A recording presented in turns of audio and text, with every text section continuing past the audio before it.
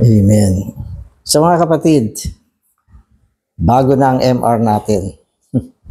So umpisa pa lang ngayon at ang MR natin ay the preparation of the bride. Naku, mukhang pag-ibig ang topic natin ngayon. So magandang topic ito sapagkat kung ang bride ay nahihanda, si Lord ay babalik na. Kaya pwede natin sabihin, ang kanyang pagbabalik ay depende sa paghahanda ng kasintahang babae. Kaya mula dito, matuto tayo sapagkat tayo ay bahagi ng kasintahang babae.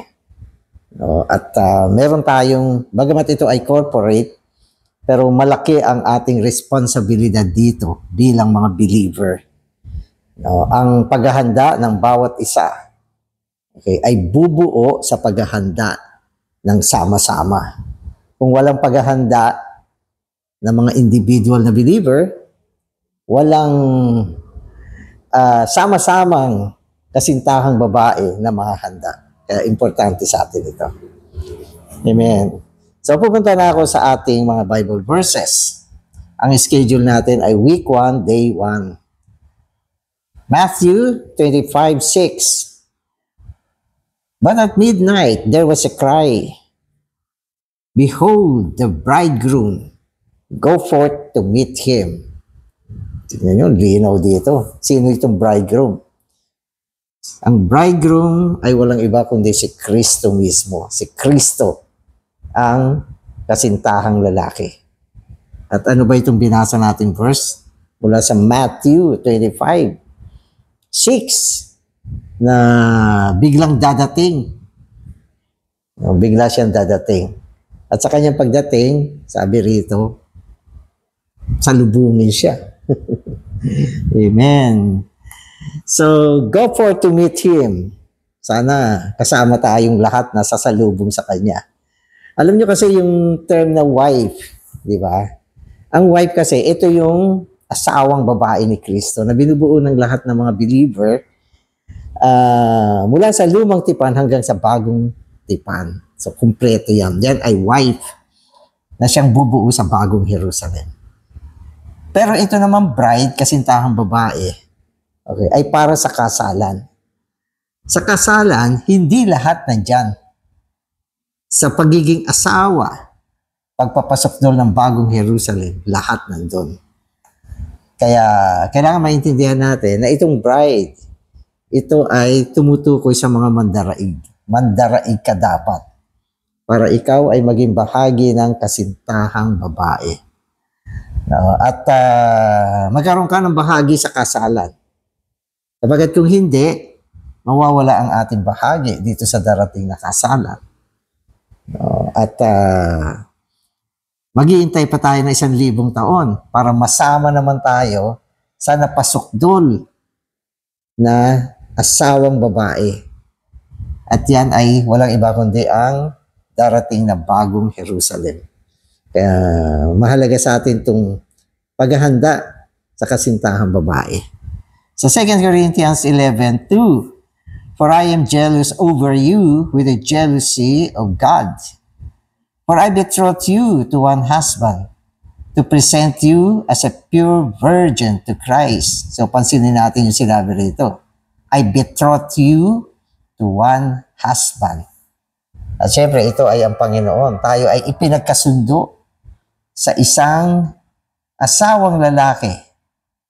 At ang asawang lalaki ay walang iba kundi si Kristo.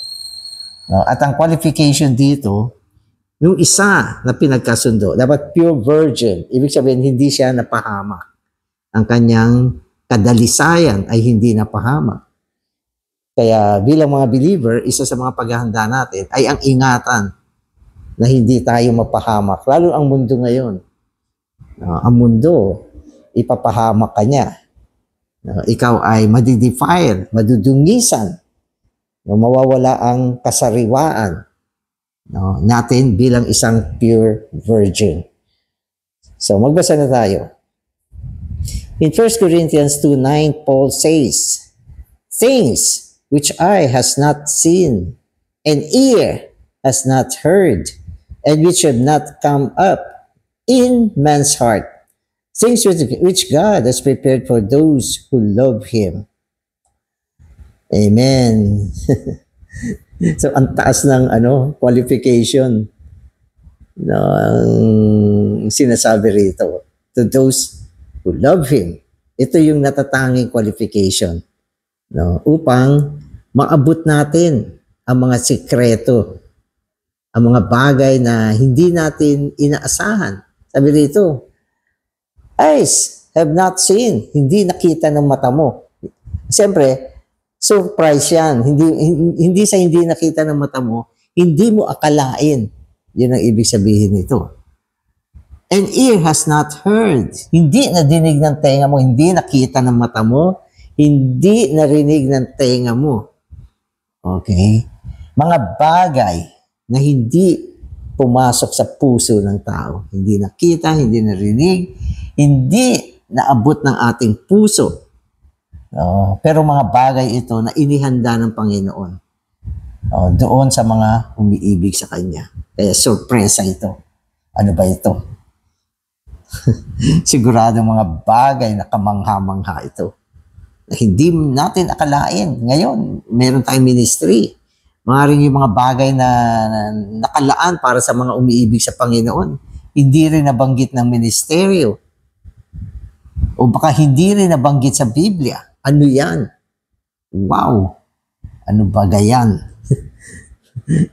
Pero anong importante ngayon? Ibigin mo, Panginoon, para kung ano ito ay maging pagtatamasa natin. Amen. God has ordained and prepared for us, requires us not only to believe in Him, but also to love Him, to fear God, to worship God, and to believe in God, that is to receive God, are all inadequate. To love Him is the indispensable requirement. Amen. So, ang manampalataya, hindi sapat. Di ba? Ang may takot sa Diyos, hindi sapat. Ang mga sumasamba sa Diyos, hindi sapat. Lahat ng ito kulang.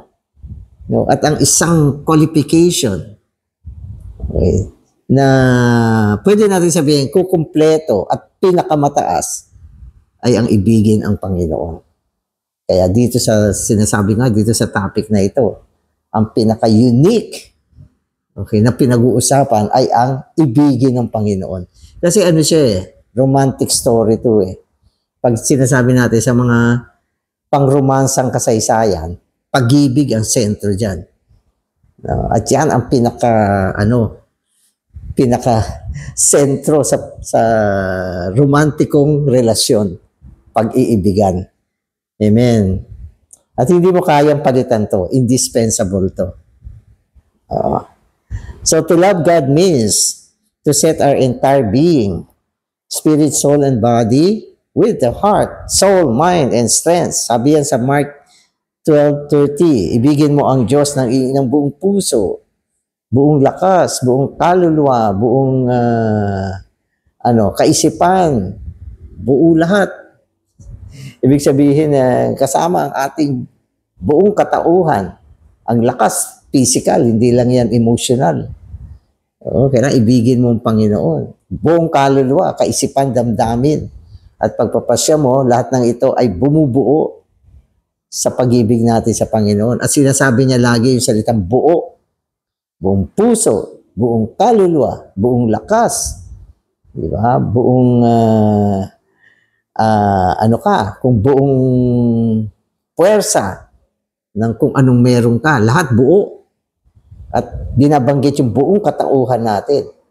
Yang ganyang katinding pag-ibig ang requirement ng kahilingan ng pag-ibig o para ibigin ng Diyos. Hindi lang to, hindi ito yung I love you Lord. Okay na yan. I love you Lord. Hindi naman nagmi-meeting. I love you Lord. Pag may extrang oras, doon lang mag-EMR. I love you Lord. Pag pipili, mas inuuna yung iba bago si Lord. Anong klaseng I love you Lord yan? So hindi papasayang ganyan. Kaya sa Ephesians, di ba? Sa Revelation, yung Ephesians, binanggit doon yung first love. Ang first love ay best love. Yan yung sinasabi natin. Amen.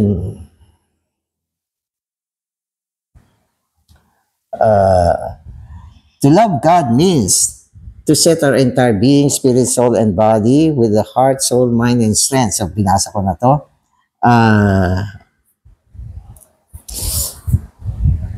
Absolutely on Him. That is to let our entire being to be occupied by Him and lost in Him, so that He becomes everything to us, and we are one with Him, practically in our daily life. In this way, we have the closest and most intimate fellowship with God, and we are able to enter into His heart and apprehend all its secrets. Thus, we do not only realize but also experience, enjoy, and fully participate in these deep and hidden things of God. Amen. Kasi yung pag-ibig natin, papasok yan sa loob ng Diyos eh. Pag talagang matindi yan, papasukan niya ang loob ng Diyos. Makikita mo ang mga nakatagong bagay sa Diyos. Maaabot mo ang kanyang kaisipan, damdamin. No? At pag-ibig lang ang pwede makagawa nito. No? Sapagkat ang pag-ibig natin ay pag-ibig na nagmumula sa Espiritu. Kaya nagpe-penetrate siya. Kaya sinasabi rito, dapat magkaroon tayo sa Kanya ng pinakamalapit, pinakamatalik na salamuha. No? Isang salamuha na kayang pumasok sa puso ng Diyos at malaman ang Kanya mga sikreto. No? At ito pag-ibig na ito, dapat napaka-absolute. Ganap, walang walang compromising. Absolute siya. Kumisan, ito yung pag-ibig na ang katumbas niyan ay buhay o kamatayan. Yan ang ganyang pag-ibig to. No? Kaya, yung mga martyr, no, sobrang pag-ibig nila sa Panginoon na binuwis nila yung sarili nilang buhay. No, meron pa silang pagpipilian, pero dahil sila ay absolute, no, mas pinili nila ang Panginoon. No, kaya yan yung kahilingan ng pag-ibig na ito. Napaka-noble, napakataas, napakatindi. No? At wala siyang napaka-perfect nitong pag-ibig na ito. Wala siyang pagkukulang. Kumbaga sa lahat binigay mo. At ang pinakamahalagang bagay sa buhay mo, maibibigay mo pa rin. Ang pinakamahalagang oras mo, maibibigay mo. At kung meron kang pagkakataon na piliin, siya pa din ang pipiliin mo. Maski na ilang ulit, siya pa din. At kung meron kang pinakamahalagang bagay sa buhay mo, kaya mong ibigay sa Panginoon. At ito yung pag-ibig na walang kalaban. So, ganyan. Kaya yung mga sumusulat ng mga awit tungkol sa pag-ibig, napaka-poetic ng kanilang expression. Diba? Sabi niya, kung meron ako 1,000 puso, ibibigay ko lahat sa iyo. Sabi niya gano'n. Tapos sabi niya, kung ang karagatan ay tinta, isusulat ko ang pag-ibig mo at matutuyo ang buong karagatan. Yeah, so yan yung mga yung mga expression ng mga manunulat, no, upang i-describe nila ang pag-ibig na ito. Amen. Amen. Okay, so today's reading na ako. Amen. If you have entered into the deep thoughts of the Bible, you will realize that the Bible is a romance in the most pure and most holy sense of a universal couple. So yan ang Biblia. Isa siyang romantic story. So yan yung pinaka malalim na bagay sa loob ng Biblia. Of course, ang Biblia kasi marami mga chapter, verses, storya, na kung ano-ano. Pero kung papasukan mo siya, no, malalaman mo yung pinakamalalim na bagay dyan, pinakasentrong bagay dyan. No, at yung pinakabuod niyan ay isang universal, pangsansinukob na romansang pag-ibig. No, at ito pag-ibig na ito ay dalisay siya, holy siya. Amen. So the male of this couple is God Himself. It's very God. After a long process, has resulted in Christ as the bridegroom.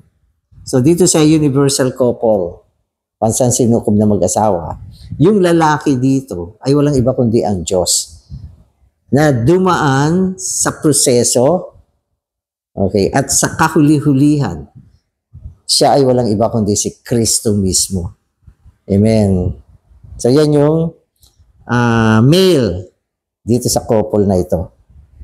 Amen. The female of this couple is a corporate human being. God redeemed people, including all the saints in the Old Testament and the New Testament. After a long process, this corporate person results in the New Jerusalem as the bride. Amen. So ano sabi rito? Yung female part naman niya, ito ay tumutukoy sa sama-samang mga tinubos na tao ng Diyos sa buong kasaysayan. So lahat ng tinubos na tao, maging sa lumang tipan, sa bagong tipan, pag sama-samahin mo yan, yan ang nagre-represent, okay, sa bahaging babae itong universal couple na ito. At siya ay mapapasok doon bilang bagong Jerusalem sa kawalang hanggan. So yan yung universal couple. Amen. The Holy Romance is repeatedly revealed throughout Old Testament. Amen. Several times God referred to Himself as the husband and to His people as His wife. So ang dami mga Bible verses dito na kung saan paulit-ulit na binabanggit sa atin itong divine romance na ito. Di ba? Sa Isaiah, ang dami. Sa Ezekiel, sa Hosea. So ito sa Old Testament ito. Yan yung sinasabi ng ganito. Many times, the prophets spoke of God as the husband and of His people as His wife. Humanly speaking, we always think of God in a religious way as the Almighty, feeling compelled to worship Him. So ito yung religious concept. No, wala tayong masyadong concept, lalo nung nandun tayo sa religion. Wala tayong masyadong concept tungkol dito sa pangsansinukob na mag-asawang ito. Wala tayong ganyang concept. Wala tayong concept na ang Diyos ay asawang lalaki, na tayong nilikha niya ay binubuo. Tayong nilikha niya, lalo na tayong mga nanampalataya, at tubos, ay binubuo ng asawang babae. Wala tayong ganyang concept. No, kasi sa religion, nawala yung konsepto na ganyan. Tayo ay mga namulat sa makareligyosong bagay, kaya wala sa atin yung conception. Ang konseptong tayo ay binubuo ng asawang babae at ang Diyos ang natatanging asawang lalaki. No, sa paglikha pa lang, binanggit na yan. No, at sa marami mga verses at libro sa lumang tipan, paulit-ulit na binabanggit yan. Diba? Ang Diyos, ang asawang lalaki. Siya ang inyong manlilikha. Ang inyong manlilikha ay ang inyong asawang lalaki. At kayo ang asawang babae. Ayan, ang mga verses. Trace din yun. Amen. Amen. Okay, so, but do you married brothers? O, ito naman. Kasi nga, ang konsepto natin, hindi tayo nagkakaroon ng konsepto na siya ay asawang lalaki. Kaya ano nangyari? So, ang sabi rito, humanly speaking, we always think of God in a religious way as the Almighty, feeling compelled to worship Him. So, ang pag-iisip natin na tinuro ng relihiyon, itong Diyos natin ay isang makapangyarihang Diyos. No? Siya ang pinakamakapangyarihang isa. Tayo ay Kanya nilikha na dapat sambahin siya. Yan ang ating responsibilidad. Sambahin ang Diyos. Kaya sa mundo, ang mga tao, mula sa relihiyon, ay tinuruang yumukod sa Diyos. Sumamba, lumuhod, magpatirapa, iyukod ang ulo, at yung magdaloy ng luha, may takot, may panginginig. So yan ang tinuro ng relihiyon. Minsan nga pati yung mga hindi Kristiyano naapektuhan tuloy eh. Luhod din ng luhod, tuwad ng tuwad, dumadapa sa lupa. Oh, Diyos ko.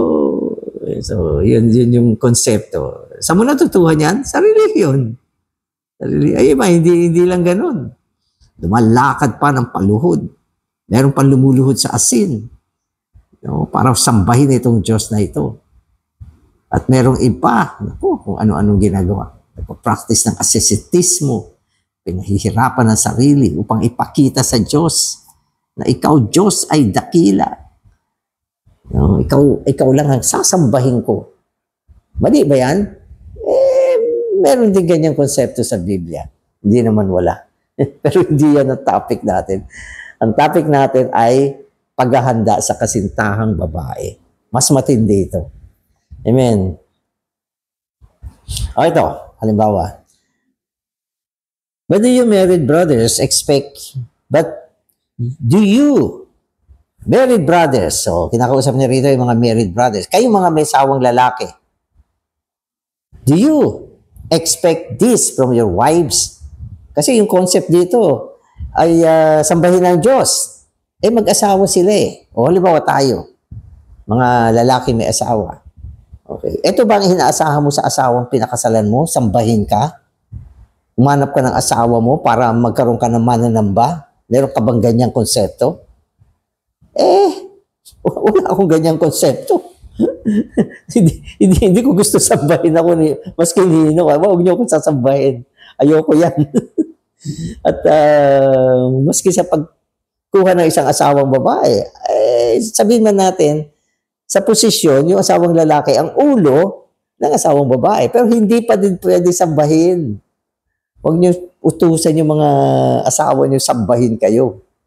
At halos wala naman lalaking ganyan eh. Nakuha mo ng asawa, o pakakasalan kita, araw-araw lumuhod ka sa harap ko. Wow! Hindi asawang hanap mo. So, kaya makikita natin, mukhang napahamak tayo sa ganyang konsepto. Amen. Okay, so, many verses speak about worshiping God in this way. However, have you never read in Isaiah, Jeremiah, Ezekiel, and Hosea that God desires to be a husband? Nabasa niyo ba itong mga book na ito? Ang dami. Na kung saan pinapakita sa atin na ang gusto ng Diyos ay isang asawang babae. At ito ay ang kanyang nilikha. At pagdating sa bagong tipan, ito ay tumutukoy sa kanyang mga tinubos na tao. Gusto niya na ito ay maging asawang babae. At siya ay ang asawang lalaki. Biblical yan. Yan ang nasa puso ng Diyos. Amen. Amen. Okay. In ancient times, God's people built the temple and established a system of worship complete with priesthood and sacrifices.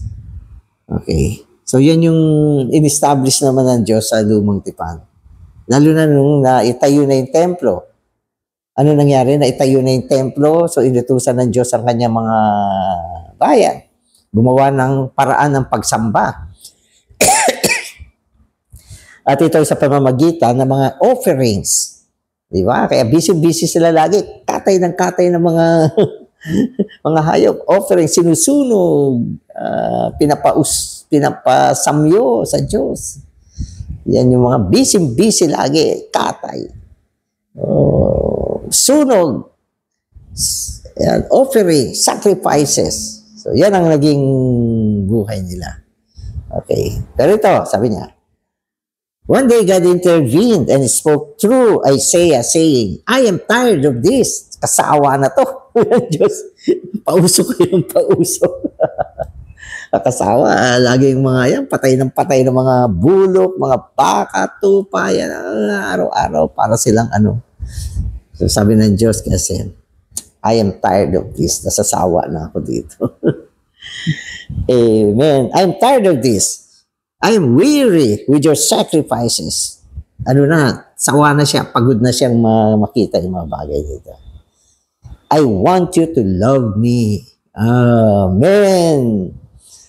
I am your husband, and you must be my wife. I want to have a marriage life.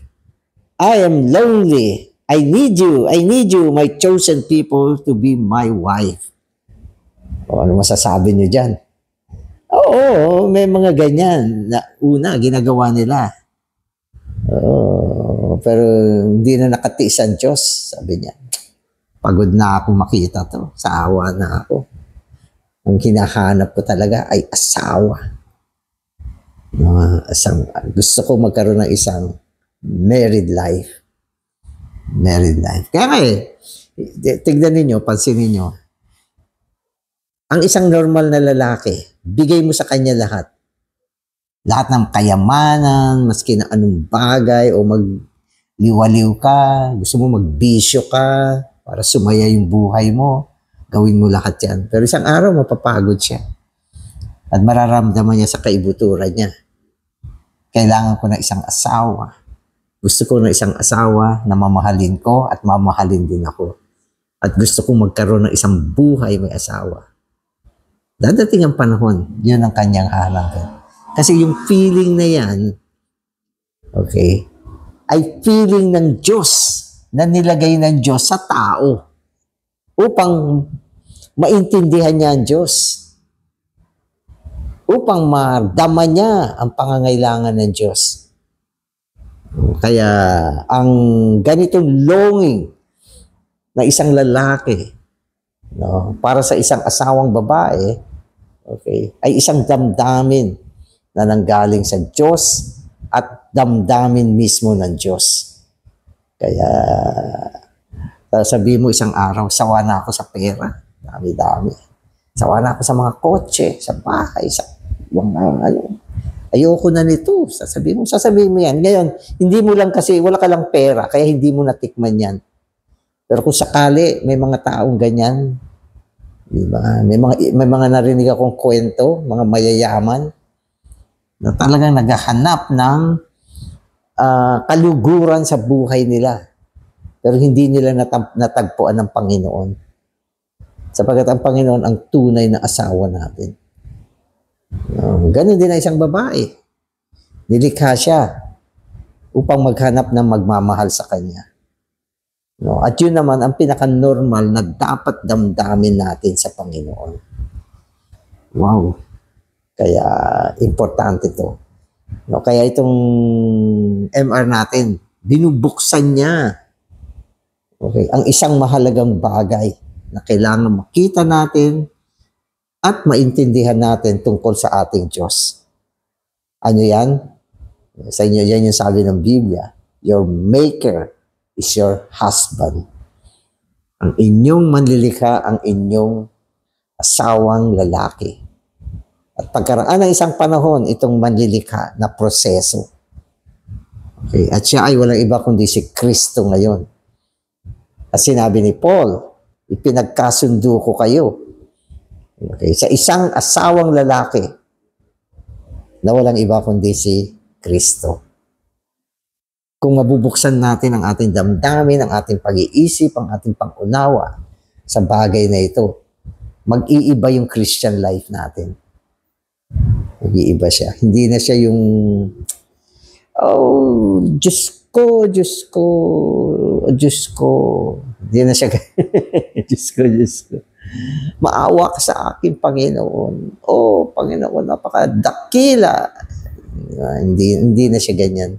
Pag ikaw ay asawang babae, umuwi ang asawa mo isang araw, bigla mo siya niluhuran, oh, asawa ko, dumating ka na. Magugulat yung asawa mo.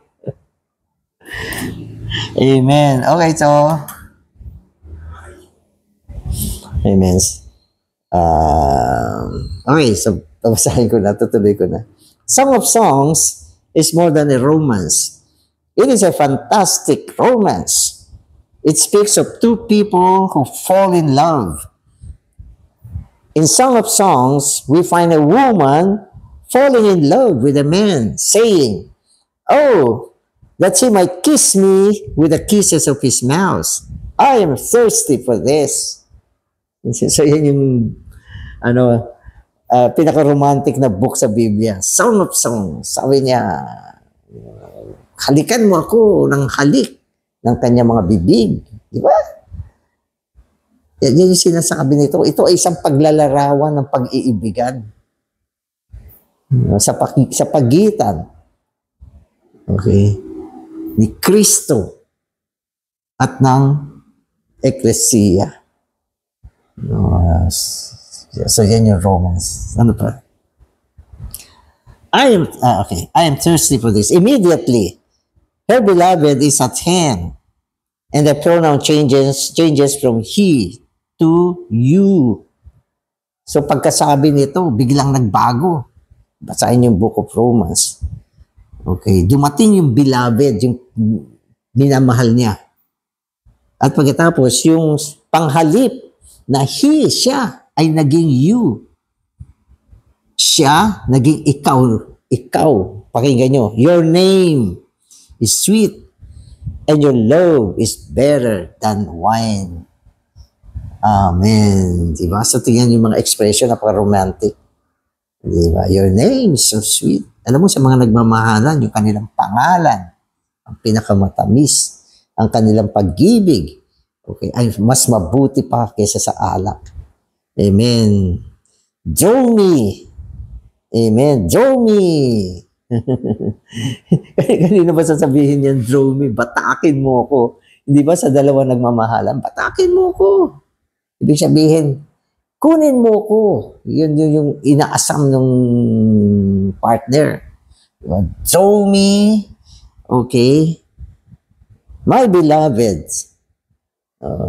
batakin mo ko. Don't teach me. Sabi rito, wag mo akong turuan. Ayoko ng mga pagtuturo. Draw me. Batakin mo ko. Wag mo akong turuan. Okay. I don't need a pastor or a preacher. I don't need an elder or even an apostle. Ano ba yung sinasabi? Yun yung mga mahilig magturo.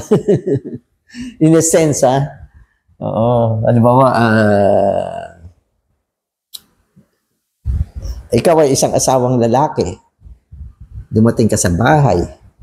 Okay, ang asawa mong babae na mahal ka.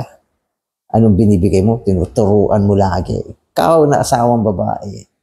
Dapat ito yung mga ginagawa mo, ito yung uunahin mo, ito yung mga ganito, ganun, ganyan. Sabi ng asawang babae, ayoko na teaching. Batakin mo ako. Draw me. Okay, and then, sabi rito, draw me, we will run after you. What a romance. Amen. Maghahabulan pa sila.